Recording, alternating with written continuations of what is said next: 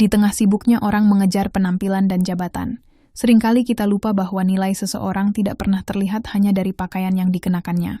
Ada orang yang datang dengan langkah sederhana, wajah lelah, dan baju lusuh, namun menyimpan cerita besar yang tak pernah diduga siapapun. Di channel ini, setiap kisah akan mengajarkan tentang ketulusan, penghormatan, dan kejutan kehidupan yang tak tertebak. Seperti kisah seorang nasabah tua yang selalu diremehkan pegawai bank hingga sebuah rapat besar mengubah semuanya. Pagi itu Bank Sentosa sudah ramai sejak pintu baru saja dibuka. Beberapa nasabah duduk mengantre sambil sibuk memainkan ponsel. Sebagian lagi berdiri di depan mesin antrean dengan wajah tidak sabar. Di balik meja pelayanan, para pegawai mulai menjalani rutinitas yang sama seperti biasanya menyapa, mengetik, menerima setoran, lalu kembali memanggil nomor antrean. Berikutnya tanpa banyak peduli pada siapa yang datang. Di tengah suasana itulah seorang pria tua, berjalan pelan memasuki bangku kemeja. Coklatnya tampak kusut dan sedikit pudar di bagian lengan. Celana kain hitam yang dipakainya terlihat sudah lama dipakai bertahun-tahun. Sandalnya bahkan tampak tipis di bagian bawah, seperti hampir putus. Di tangannya ada sebuah map coklat tua yang warnanya mulai memudar dimakan usia. Beberapa orang hanya melirik sekilas sebelum kembali sibuk dengan urusan masing-masing. Pria tua itu adalah Pak Deden. Ia datang seperti biasa, tenang, tidak terburu-buru, dan selalu membawa senyum kecil di wajahnya. Satpam Bank sempat menahan pandangannya beberapa detik sebelum akhirnya berkata singkat, "Silakan ambil nomor antrean dulu, Pak." Pak Deden mengangguk pelan. "Iya, Nak. Terima kasih." Suaranya lembut dan tenang, berbeda dengan kebanyakan nasabah lain yang sering mengeluh karena antrean panjang. Ia lalu duduk di kursi tunggu paling pojok.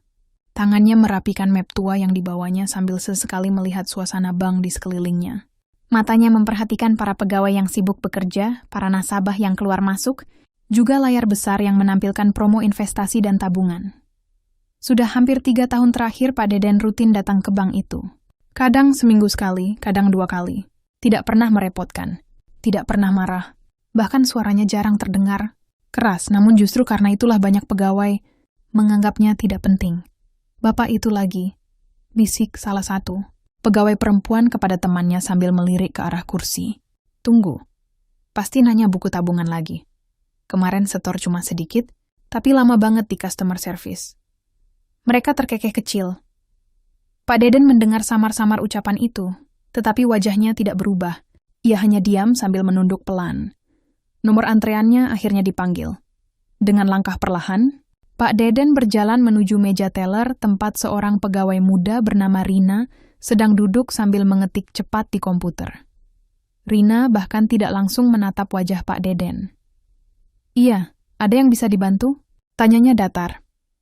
Pak Deden menyerahkan buku tabungan dan sejumlah uang yang sudah dilipat rapi. "Saya mau setor seperti biasa, Mbak." Rina menerima uang itu dengan ekspresi biasa saja. Setelah menghitung sebentar, ia menarik napas pendek. "Pak, kalau cuma setor sedikit sebenarnya bisa lewat mesin setor tunai saja." Nada bicaranya terdengar halus, tetapi jelas mengandung rasa malas. Pak Deden tersenyum kecil. "Saya kurang paham cara pakainya." Rina menunjuk ke arah mesin ATM di sudut ruangan tanpa banyak melihat wajahnya. "Belajar saja, Pak, biar nggak antre lama." Beberapa nasabah yang berada di belakang Pak Deden mulai menunjukkan wajah tidak sabar. Ada yang mendecakkan lidah, ada juga yang melirik sinis karena merasa antreannya terhambat. Namun Pak Deden tetap tenang. "Iya, nanti saya coba pelajari." Rina melanjutkan proses transaksi tanpa banyak bicara lagi. Sementara itu, matanya sesekali melihat jam di layar komputer, seolah ingin segera menyelesaikan urusan pria tua itu. Setelah transaksi selesai, Pak Deden menerima buku tabungannya dengan kedua tangan. "Terima kasih, Mbak." "Iya, Pak." Jawaban itu terdengar singkat dan dingin. Pak Deden tidak langsung pergi. Ia berjalan pelan menuju kursi tunggu dan duduk sebentar, sambil memasukkan buku tabungan kembali ke dalam map coklat tuanya. Dari tempat duduknya, ia memandangi aktivitas bank dengan tatapan tenang. Tidak ada raut marah, tidak ada rasa tersinggung yang terlihat. Padahal hampir setiap kali datang, perlakuan yang diterimanya selalu sama. Kadang ada pegawai yang pura-pura sibuk saat melihat nomor antreannya muncul. Kadang ada yang berbicara terlalu cepat seolah tidak ingin melayani lama-lama.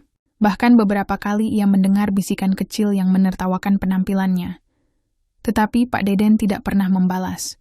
Ia justru selalu mengucapkan terima kasih sebelum pulang. Pagi itu, saat ia hendak berdiri meninggalkan kursinya, matanya sempat menatap logo besar Bank Sentosa yang terpajang di dinding utama ruangan. Tatapannya terlihat lama, seolah ada sesuatu yang sedang dipikirkannya dalam diam. Lalu perlahan, senyum kecil kembali muncul di wajahnya. Dan tanpa seorang pun sadari, pria tua dengan pakaian lusuh itu sebenarnya menyimpan rahasia besar yang akan membuat seluruh isi bank berubah dalam satu hari. Sudah hampir 2 bulan Dimas bekerja di Bank Sentosa sebagai pegawai customer service. Usianya masih muda, baru lulus kuliah setahun lalu. Dan semangatnya bekerja masih jauh berbeda dibanding beberapa pegawai lain yang mulai terbiasa menjalani rutinitas tanpa benar-benar peduli pada nasabah. Sejak pertama masuk, Dimas memperhatikan banyak hal di bank itu.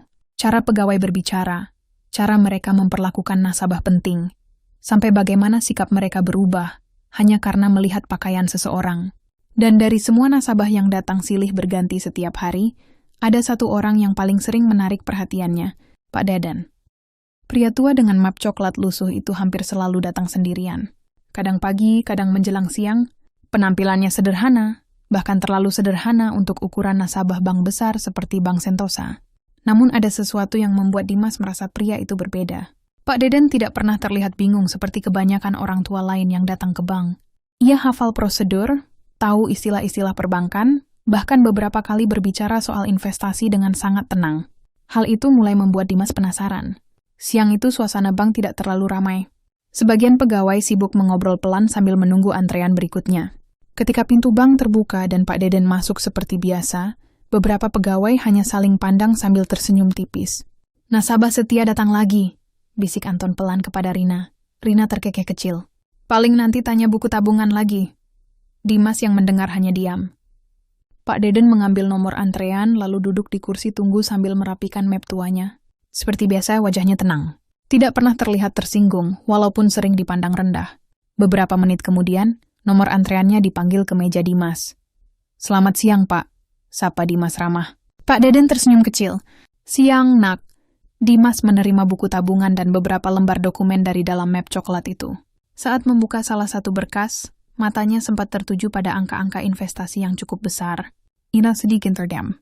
Biasanya nasabah dengan nominal sebesar itu datang memakai mobil mewah, pakaian rapi, dan berbicara dengan nada tinggi. Tetapi pria tua di hadapannya justru tampak seperti orang biasa yang hidup sederhana. "Bapak mau memperbarui data investasi ini?" tanya Dimas hati-hati. "Iya. Sekalian saya ingin lihat perkembangan saham tahun ini." Cara Pak Deden mengucapkan kata saham terdengar sangat tenang dan familiar, seolah ia sudah lama berkecimpung di dunia itu. Dimas mulai membuka data di komputer. Semakin lama ia melihat layar, rasa herannya semakin besar. Ada beberapa investasi lama yang nilainya tidak kecil sama sekali, namun ia berusaha tetap profesional. "Bapak mengikuti saham Bank Sentosa juga?" tanyanya pelan. Pak Deden tersenyum tipis sambil menatap logo bank di dinding belakang Dimas. "Saya mengikuti perkembangan bank ini sejak masih kecil." Jawaban itu terdengar sederhana, tetapi anehnya membuat Dimas berpikir lama. Sejak masih kecil, bank ini baru berkembang besar sekitar puluhan tahun terakhir. Kalimat Pak Deden terdengar seperti seseorang yang sudah mengenal bank itu jauh sebelum menjadi sebesar sekarang. Dimas mencoba tidak terlalu banyak bertanya. Ia melanjutkan pekerjaannya sambil sesekali memperhatikan pria tua di depannya. Pak Deden selalu berbicara tenang. Tidak pernah memotong pembicaraan. Tidak pernah membentak. Bahkan caranya memegang dokumen terlihat sangat hati-hati. Berbeda sekali dengan banyak nasabah kaya yang sering datang dengan sikap kasar. Di meja sebelah, Anton melirik ke arah mereka sambil berbisik pada Rina. "Lama banget ngurus bapak itu." "Mungkin Dimas kasihan lihat bajunya," jawab Rina sambil tertawa kecil. Dimas mendengar ucapan itu samar-samar, tetapi ia memilih fokus bekerja. Entah kenapa ia merasa tidak nyaman melihat cara orang-orang memperlakukan Pak Deden. Setelah semua selesai, Dimas menyerahkan kembali dokumen dan buku tabungan. "Sudah selesai, Pak." Pak Deden menerima mapnya pelan. "Terima kasih, Dimas." Dimas sedikit terkejut. "Bapak hafal nama saya." Pak Deden tersenyum hangat. "Kamu satu-satunya yang menyambut saya sambil benar-benar melihat wajah saya." Kalimat itu membuat Dimas diam beberapa detik. Untuk pertama kalinya ia sadar bahwa selama ini mungkin banyak orang berbicara kepada Pak Deden tanpa benar-benar menghargainya sebagai manusia. Pak Deden lalu berdiri perlahan. Sebelum pergi, ia sempat menatap seluruh ruangan bank dengan pandangan tenang. Matanya berhenti beberapa saat pada para pegawai yang sibuk sendiri di balik meja masing-masing. Kemudian ia kembali menoleh pada Dimas. "Bank yang besar bukan dilihat dari gedungnya, Nak," ucapnya pelan, tapi dari cara mereka memperlakukan orang kecil. Setelah mengatakan itu, Pak Deden berjalan menuju pintu keluar dengan langkah lambat. Dimas memandangi punggung pria tua itu hingga menghilang di balik pintu kaca bank, dan sejak hari itu, rasa penasarannya terhadap Pak Deden semakin besar. Ia yakin pria tua sederhana itu bukan orang biasa. Hari itu suasana Bank Sentosa jauh lebih ramai dibanding biasanya. Sejak pagi antrean nasabah sudah memenuhi hampir seluruh kursi tunggu. Beberapa orang tampak sibuk memeriksa jam tangan. Sebagian lagi mondar-mandir karena nomor antreannya belum dipanggil. Di tengah kesibukan itu, para pegawai mulai terlihat lebih mudah emosi. Rina beberapa kali menghela napas panjang saat melayani nasabah yang banyak bertanya.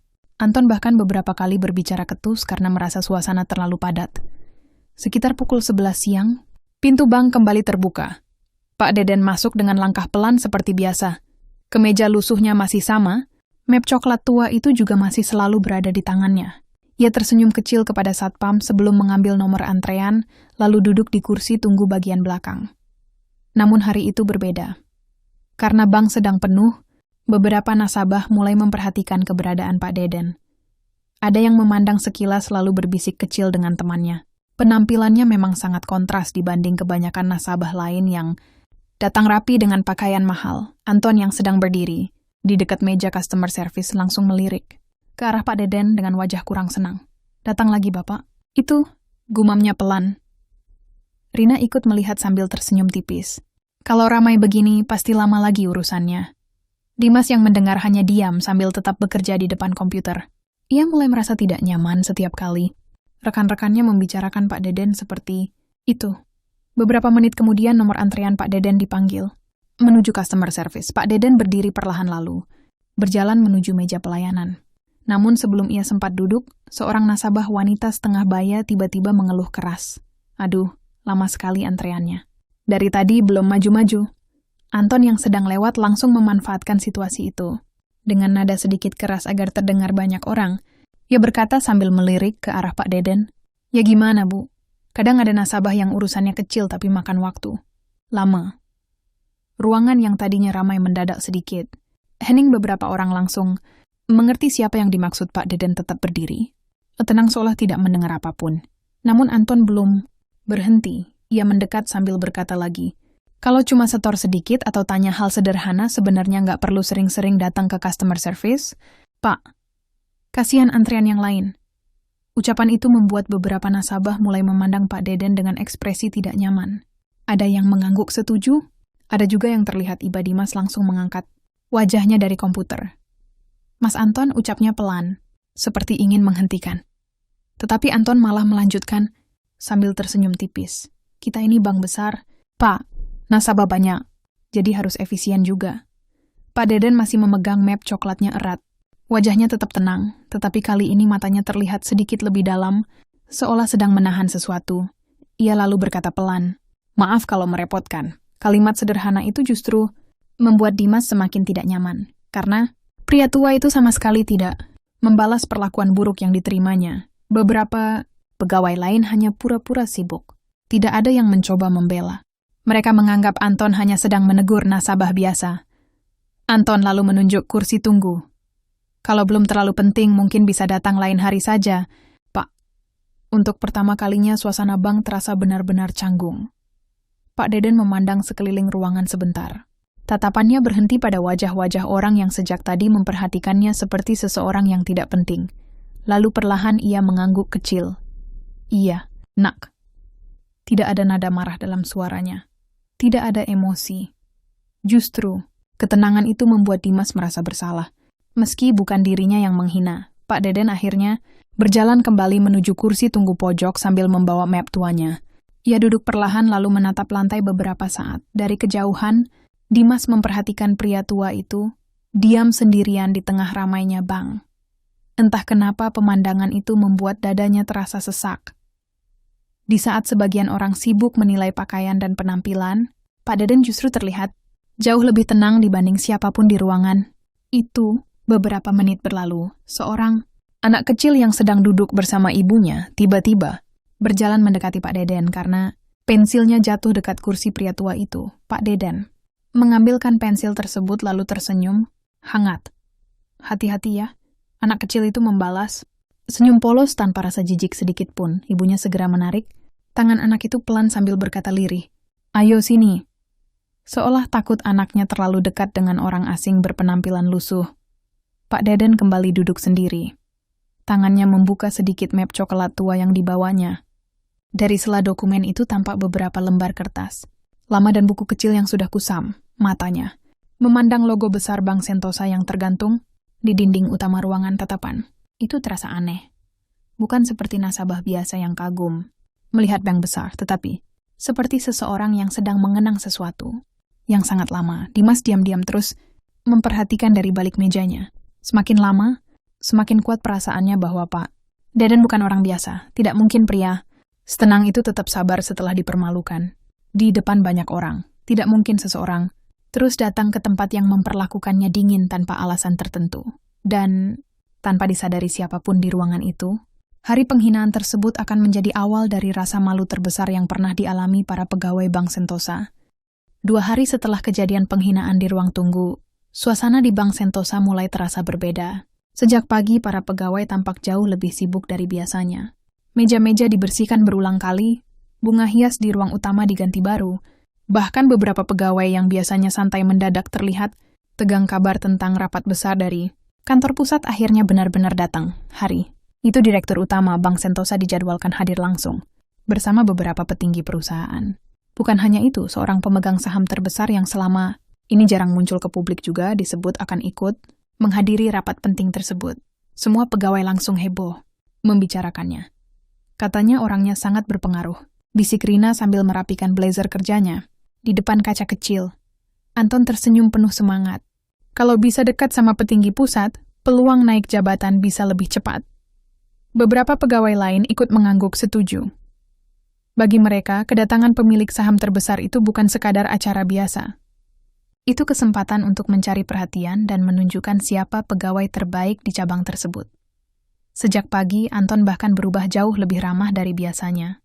Ia membantu satpam mengatur antrean, menyapa nasabah dengan suara lebih sopan, bahkan beberapa kali tertawa kecil saat berbicara dengan pelanggan prioritas. Dimas yang melihat semua itu hanya diam. Ia duduk di mejanya sambil memeriksa data nasabah, tetapi pikirannya justru teringat pada Pak Deden. Sudah 2 hari pria tua itu tidak datang ke bank. Entah kenapa Dimas malah merasa suasana bank terasa lebih kosong tanpa sosoknya yang selalu duduk tenang di kursi pojok sambil membawa map coklat tua. Di tengah kesibukan itu, kepala cabang bernama Bu Ratna keluar dari ruangannya dengan wajah serius. Semua dengarkan? Sebentar, para pegawai langsung menghentikan aktivitas masing-masing. Siang, nanti rapat akan dimulai tepat pukul 1. Direktur Utama datang bersama tamu penting dari pusat. Saya tidak mau ada pelayanan buruk atau sikap tidak profesional hari ini. Semua mengangguk cepat. Anton langsung menjawab paling keras. Siap, Bu. Bu Ratna melanjutkan.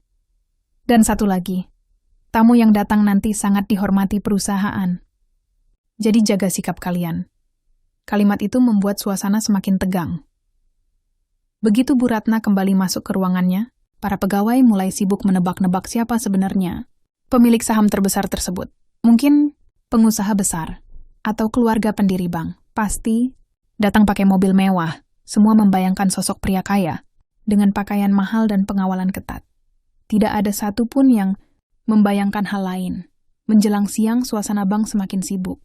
Beberapa petugas keamanan tambahan mulai berjaga di depan pintu masuk. Ruang rapat lantai atas juga sudah dipersiapkan lengkap dengan makanan dan minuman mahal. Anton tampak paling bersemangat. Ia bahkan beberapa kali memperbaiki posisi dasinya sambil bercermin di layar komputer. Mati. Kesempatan seperti ini jarang datang, katanya kepada Rina. Kalau petinggi pusat suka sama kita, karier bisa langsung naik.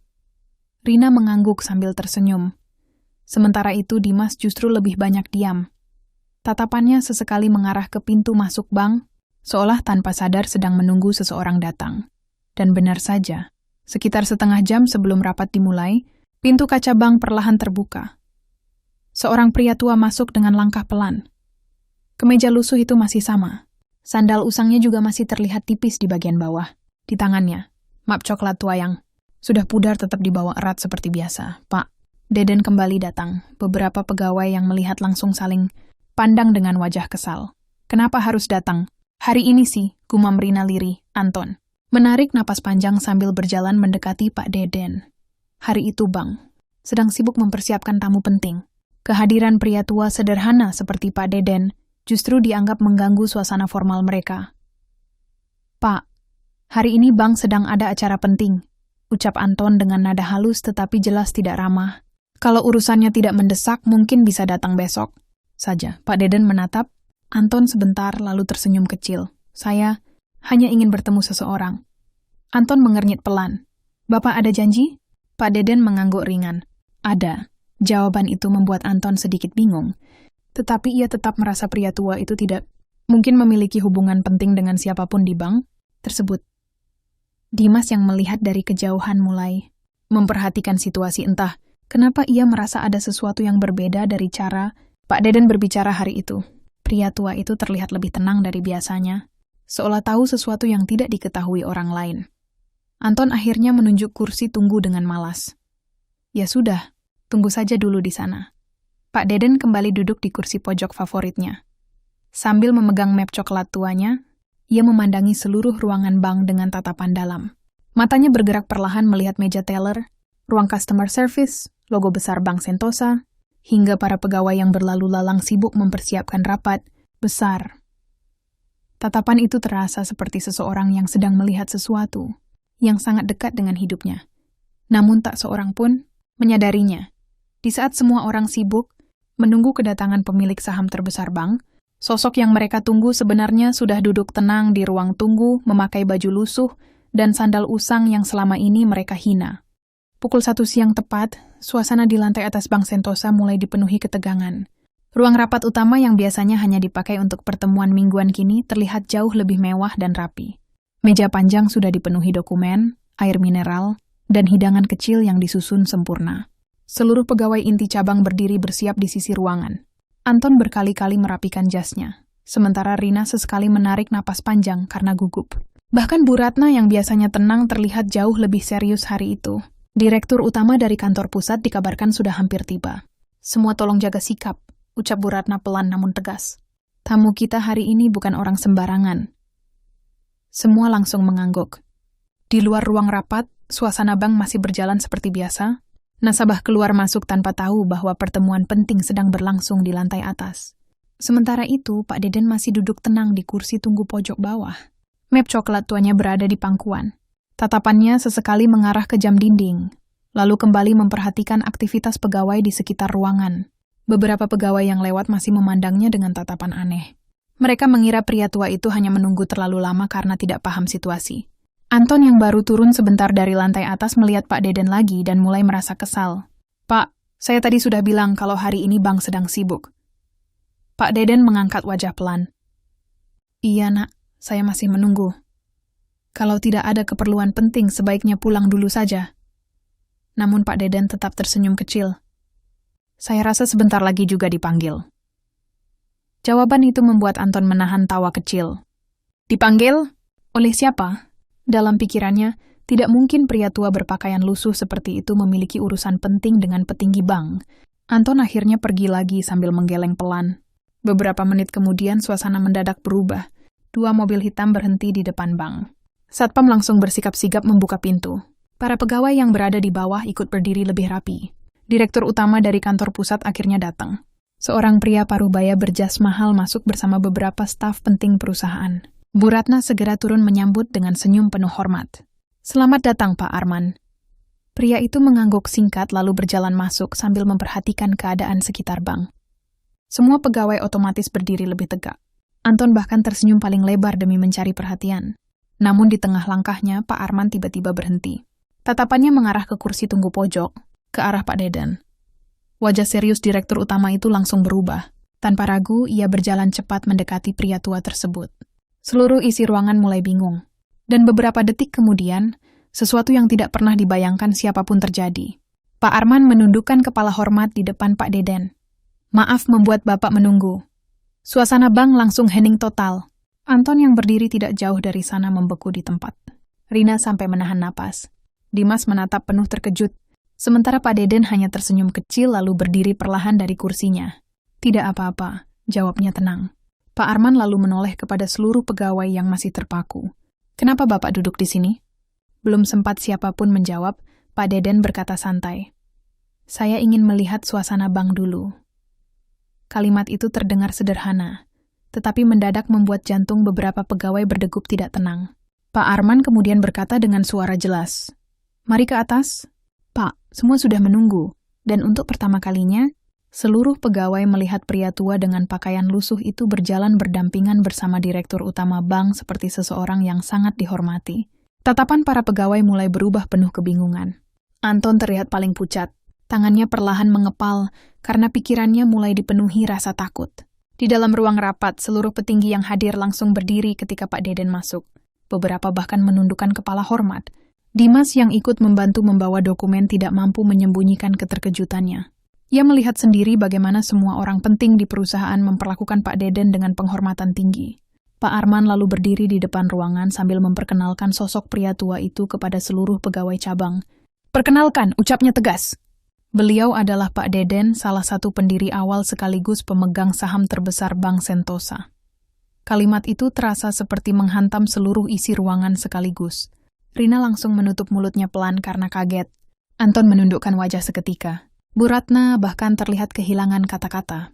Sementara Dimas hanya diam memandangi Pak Deden yang tetap berdiri tenang dengan map coklat tua di tangannya. Tidak ada jas mahal, tidak ada pengawalan khusus. Tidak ada penampilan mewah seperti yang selama ini mereka bayangkan. Orang yang setiap hari mereka remehkan ternyata adalah sosok paling berpengaruh di bank itu. Pak Arman melanjutkan dengan suara serius. Beliau sudah mengikuti perkembangan bank ini sejak awal berdiri. Banyak keputusan besar perusahaan sampai hari ini lahir dari pemikiran beliau. Setiap kalimat yang terdengar justru semakin membuat para pegawai merasa malu. Anton mulai teringat semua ucapannya selama ini. Tentang antrean, tentang setoran kecil, tentang dirinya yang berkali-kali menyuruh Pak Deden pulang. Dadanya mendadak terasa sesak, sementara Pak Deden tetap terlihat tenang. Ia memandang satu persatu wajah pegawai di ruangan itu tanpa rasa marah sedikit pun. Tatapan itu justru terasa jauh lebih menekan daripada kemarahan. Karena pria tua itu tidak membalas penghinaan mereka dengan emosi. Ia menahannya membiarkan kenyataan berbicara sendiri. Dan di siang itu, seluruh pegawai Bank Sentosa akhirnya sadar bahwa selama ini mereka telah menilai seseorang hanya dari pakaian lusuh dan sandal usang, tanpa pernah tahu siapa sebenarnya orang yang berdiri di hadapan mereka. Suasana ruang rapat masih dipenuhi keheningan setelah identitas Pak Deden terungkap. Tidak ada lagi pegawai yang berani berbisik atau saling memandang sambil tersenyum seperti sebelumnya. Semua duduk kaku di kursi masing-masing dengan wajah tegang. Anton bahkan tidak berani mengangkat kepalanya. Keringat dingin mulai terasa di telapak tangannya. Kalimat-kalimat yang pernah ia ucapkan kepada Pak Deden terus terngiang di pikirannya. Tentang antrean, tentang setoran kecil, tentang dirinya yang berkali-kali memperlakukan pria tua itu seperti pengganggu. Kini semua ucapan itu terasa seperti tamparan untuk dirinya sendiri. Di sisi lain ruangan, Pak Deden justru duduk dengan tenang. Map coklat tua itu masih berada di sampingnya seperti biasa. Penampilannya tetap sederhana, tidak berubah sedikit pun meski semua orang kini tahu siapa dirinya sebenarnya. Pak Arman sempat menawarkan tempat duduk khusus di bagian depan, tetapi Pak Deden menolaknya halus.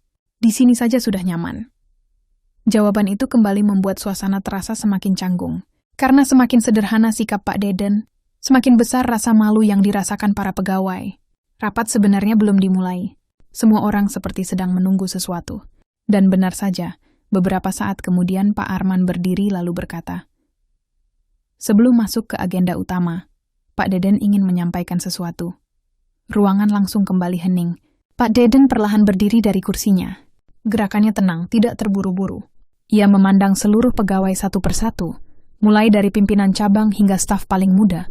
Tatapannya berhenti cukup lama pada Anton dan Rina. Keduanya langsung menunduk. Namun yang mengejutkan, tidak ada kemarahan di wajah Pak Deden. Tidak ada nada tinggi. Tidak ada ancaman. Pria tua itu justru berbicara dengan suara lembut. "Saya datang ke bank ini hampir setiap minggu selama beberapa tahun terakhir. Semua orang mendengarkan tanpa berani menyela. Saya sengaja datang memakai pakaian biasa, Saya juga sengaja datang sendirian tanpa memberitahu siapa saya sebenarnya. Pak Deden berhenti sebentar sambil melihat sekeliling ruangan. Saya ingin melihat bagaimana tempat ini memperlakukan orang yang terlihat kecil. Kalimat itu langsung menusuk perasaan banyak orang di sana.